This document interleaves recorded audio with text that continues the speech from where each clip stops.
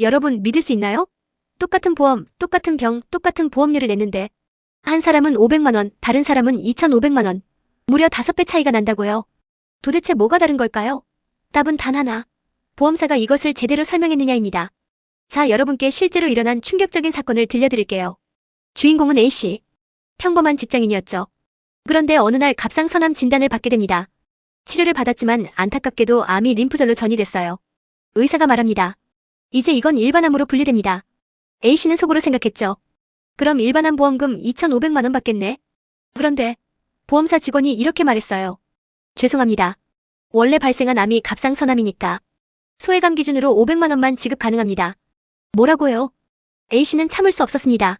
법정으로 가기로 결심했죠. 전이된 건 분명 일반암인데 그런 중요한 얘기를 왜 미리 안 알려줬나요? 1심 법원 보험사 승리. 2심 법원 보험사 또 승리. A씨는 절망했습니다.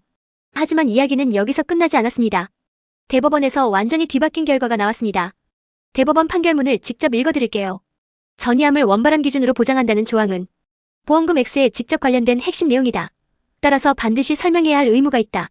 설명하지 않았다면 일반암 기준으로 보험금을 지급하라. 역전극이었습니다. 여러분, 이게 바로 설명 의무제도입니다. 쉽게 말해서 보험사나 금융회사는 고객이 이해하기 어려운 중요한 내용을 반드시 쉽게 설명해야 한다는 거예요. 만약 제대로 설명 안 했다면 계약 자체가 무효가 될 수도 있고 더 많은 보험금을 줘야 할 수도 있습니다.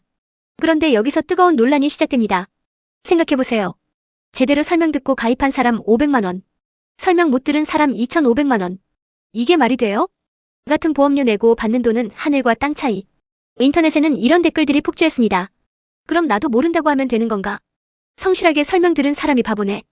이번 사건에서 알 수 있는 핵심 내용은 무엇일까요? 보험사들이 이 정도는 굳이 설명 안 해도 되겠지라고 생각했던 조항들이 사실은 반드시 설명해야 할 핵심이었다는 거예요. 여기서 여러분을 위한 실전 꿀팁.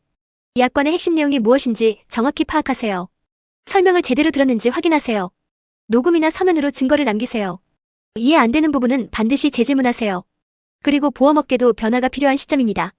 과거에는 일단 팔고 보자였다면 이제는 제대로 설명하고 투명하게 파는 것이 무엇보다 필요합니다. 이 판결은 단순한 한 건의 사건이 아니라 업계 전체의 패러다임 변화를 알리는 신호탄이 될 것 같습니다. 이 모든 차이를 만든 건 바로 설명이었습니다. 여러분의 소중한 보험금을 지키는 첫 번째 방법은 제대로 된 설명을 듣는 것부터 시작됩니다. 지금까지 설명 의무제도에 관한 내용이었습니다. 더 많은 실제 사례와 알짜 정보가 궁금하다면 구독, 좋아요, 알림 설정 잊지 마세요. 여러분의 인슈인포 시리즈는 계속됩니다.